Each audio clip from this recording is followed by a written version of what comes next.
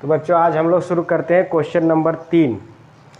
अभाज्य गुणनखंड विधि द्वारा निम्नलिखित पूर्णांकों के एचसीएफ और एलसीएम निकालिए। तो पहला क्वेश्चन है 12, 15 और 21। पहला है 12, 15 और 21, है ना। अब 12 का अभाज्य गुणनखंड करेंगे। 2 से 2 छक्के 12, 2 तिया 6, क्या हो जाएगा 12 का हो जाएगा 2 गुना 2 गुना 3, है ना। अब 15 का करेंगे इसी तरह से, तो 3 पचे 15, 15 का हो जाएगा 3 गुना 5, है ना। अब फिर हम लोग किसका करेंगे 21 का। 21 का भी 3 सते 21, तो ये हो जाएगा 21 का हो जाएगा 3 गुने 7। अब देखिए इसका हम लोग HCF निकालेंगे, है ना। HCF क्या हो जाएगा, जो जो मिल रहा है, क्या मिल रहा है 3 3 और 3, है ना।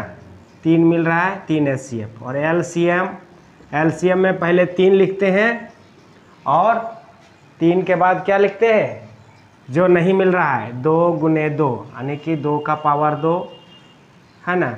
और फिर 5 और गुने 7। अब इसको हम लोग गुना करते हैं, 3 गुना 4 गुना 5 गुना 7, है ना। सबको हम लोग गुना कर देंगे तो कितना आ जाएगा, सबको गुना कर देंगे तो आएगा 420, है ना। 420 आ जाएगा, ठीक। 17, 23 और 29, है ना। अब देखिए 17 का अभाज्य गुणनखंड करेंगे तो कुछ नहीं, 17 से ही जाएगा, है ना। और कुछ किसी से नहीं, तो 17 को हम लोग ऐसे लिख सकते हैं 1 गुना 17। ऐसे ही 23 भी अभाज्य संख्या है, तो 23 का भी क्या हो जाएगा 23, 1 गुना 23। उसी तरह 29 भी अभाज्य संख्या है, तो 1 गुना 29। इसका HCF 1 हो जाएगा। LCM निकालेंगे तो LCM क्या होगा 17 गुने 23, 17 गुने 23 गुने 17 गुने 23 गुने 29, है ना। 17 गुने 23 गुने 29 हो जाएगा। और ये सब को हम लोग गुना कर देते हैं, है ना। 17 गुने 23 गुने 29 को, तो हमारा ये आएगा इतना आएगा, ठीक है। तो ये LCM हो जाएगा और 1 हो जाएगा इसका HCF और ये LCM। क्वेश्चन नंबर 3 में क्या कहता है, 8, 9 और 25। 8, 9 और 25। देखिए 8 का हम प्राइम फैक्टराइजेशन करेंगे, 2 2 2, है ना। यानी 8 बराबर हो जाएगा 2 गुना 2 गुना 2। इसी तरह 9 का करेंगे, 3 तियाई 9, 9 बराबर 3 गुना 3। 25 का करेंगे, 5 पचे 25, यानी 25 बराबर हो जाएगा 5 गुना 5, है ना। ये 25 बराबर हो जाएगा 5 गुना 5। अब क्या होगा अब इसका हम लोग LCM निकालेंगे। LCM क्या हो जाएगा, तीनों में जो मिलता है, सॉरी HCF पहले निकाल लेते हैं। HCF जो तीनों में मिलता है, तीनों में कुछ नहीं मिलता है, एक LCM क्या हो जाएगा, कुछ नहीं मिलता है, तो 2 का पावर 3 गुना 3 का पावर 2 गुना 5 का पावर 2, यानी कि 4 गुना 9 गुना 25। ये सब को हम लोग गुणा कर देते हैं, 4 गुना 9 गुना 25 को, तो ये आएगा 1800। तो ये हो जाएगा इसका LCM और 1 हो जाएगा इसका HCF, है ना। अब हम लोग आगे चलते हैं क्वेश्चन नंबर 4। तो देखिए बच्चों, अब हम लोग देखते हैं क्वेश्चन नंबर 4। जैसा कि क्वेश्चन में दिया हुआ है HCF 306 और 657 का 9 दिया हुआ है, तो इसका LCM क्या होगा, है ना। ये दोनों का LCM क्या होगा, है ना। तो देखिए हम लोग देखे थे, पहले ही बनाए थे कि x गुना y दो संख्याओं का गुणनफल बराबर होता है एलसीएम गुने एचसीएफ। तो x गुना y है ना बराबर क्या होता है एचसीएफ गुने एलसीएम। ये फॉर्मूला हम लोग पहले पढ़ चुके हैं। अब इसमें हम लोग क्या करेंगे, x एक संख्या को x मान लेंगे 306 को, और इसको y मान लेंगे 657 को। एचसीएफ कितना है 9 है, एलसीएम पता नहीं तो एलसीएम ही लिखेंगे। अब एलसीएम बराबर हम निकालेंगे तो 306 गुना 657/9 है ना, ये गुना में इधर भागा में आ जाएगा। अब ये कट जाएगा इससे, 9 9 छक 54 9 सते 63, 2 बचा 9 तिया 27, 73 बच जाएगा है ना। अब एलसीएम हम लोग दोनों को गुना कर देंगे, 306 और 73 को हम लोग क्या करेंगे गुना कर देंगे, तो ये आ जाएगा कितना 22338, इतना हो जाएगा इसका एलसीएम है ना। तो ये इसका हम लोग एलसीएम निकाल लिए। अब हम लोग देखते हैं क्वेश्चन नंबर, तो बच्चों अब हम लोग देखते हैं क्वेश्चन नंबर 5 है ना। क्वेश्चन नंबर 5 में क्या कह रहा है कि जांच कीजिए कि क्या किसी प्राकृत संख्या n के लिए संख्या 6 का पावर n 0 पर समाप्त हो सकती है। तो देखिए यदि कोई भी संख्या 0 पर समाप्त होगी तो वो संख्या 10 से ही विभाजित होगी, तभी वो 0 पर समाप्त होगी है ना। मान लीजिए कोई भी संख्या हम लोग लिखते हैं, विभाज्यता के नियम में हम लोग पढ़े हैं, जैसे हम लोग लिखते हैं 1000, तो ये 0 पर समाप्त हो रही है तो ये 10 से निश्चित विभाजित होगी। 100 है, 10 है, तो कोई भी संख्या यहाँ लिखते हैं, यदि कोई भी संख्या 0 पर समाप्त होती है तो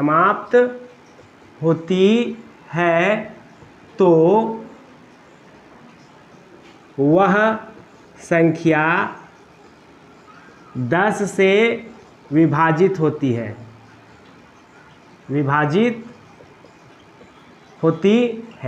कोई भी संख्या अगर 0 पर समाप्त होती है तो वो संख्या 10 से विभाजित होती है, या हम लिख सकते हैं 10 बराबर 5 गुना 2 है ना।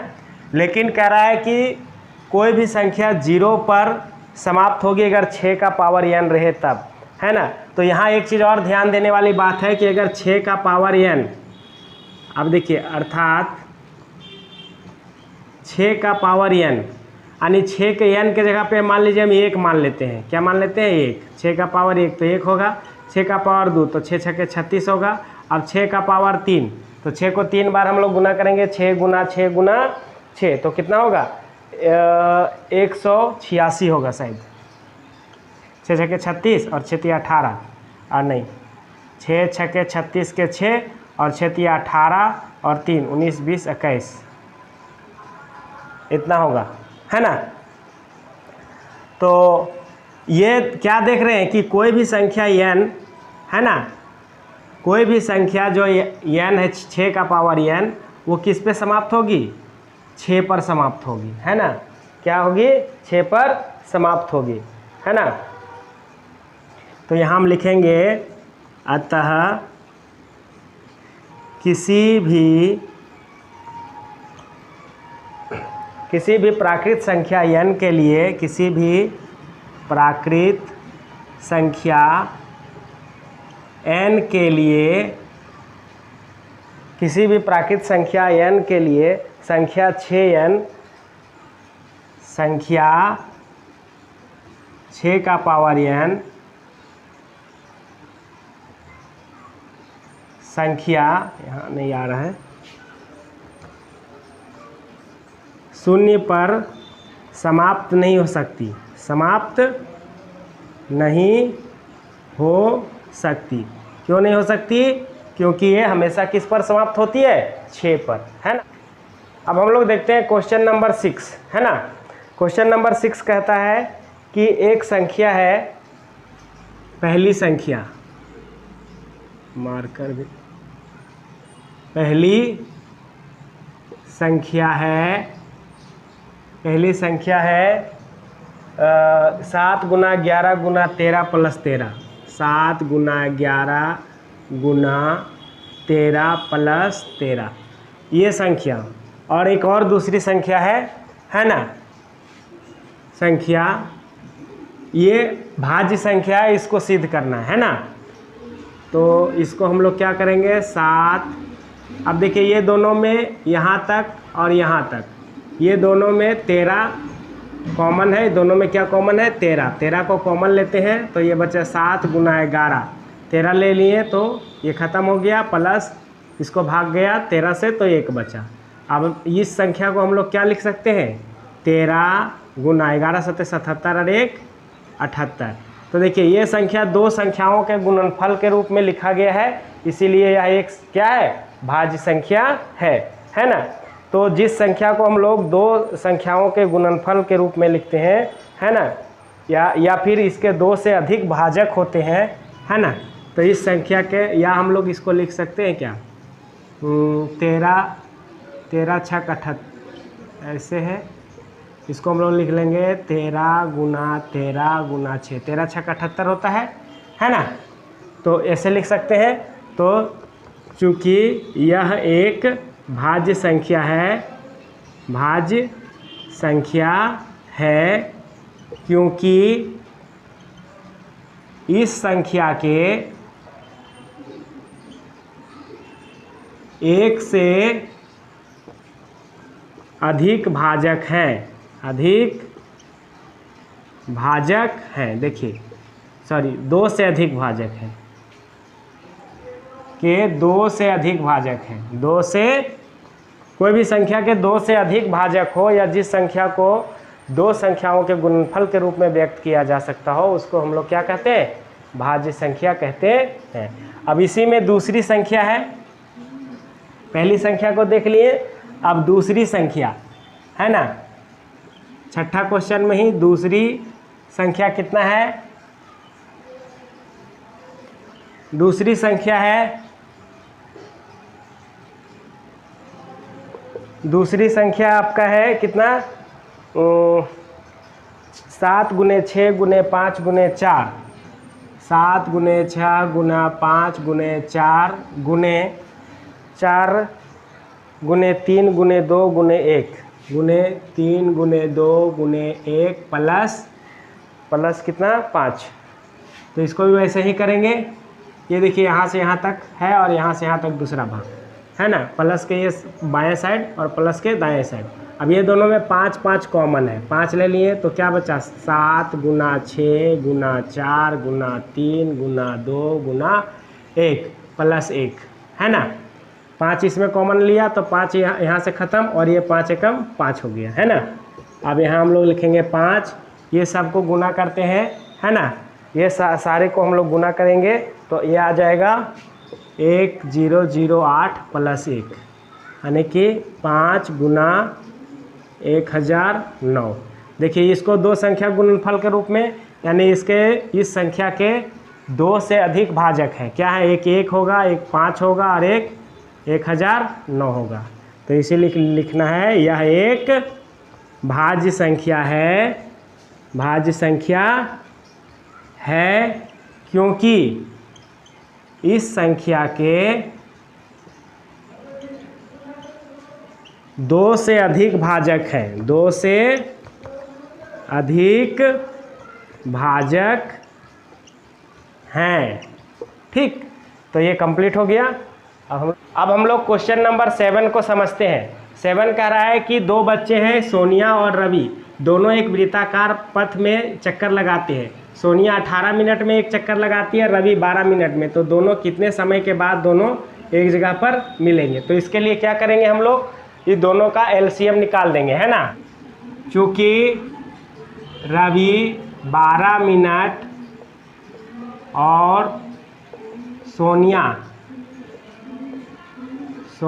18 मिनट में एक चक्कर लगाते हैं,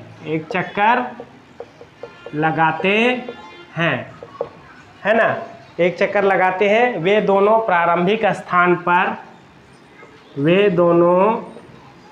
प्रारंभिक स्थान पर मिलेंगे। इसके लिए क्या करना होगा, दोनों का एलसीएम 12 और 18।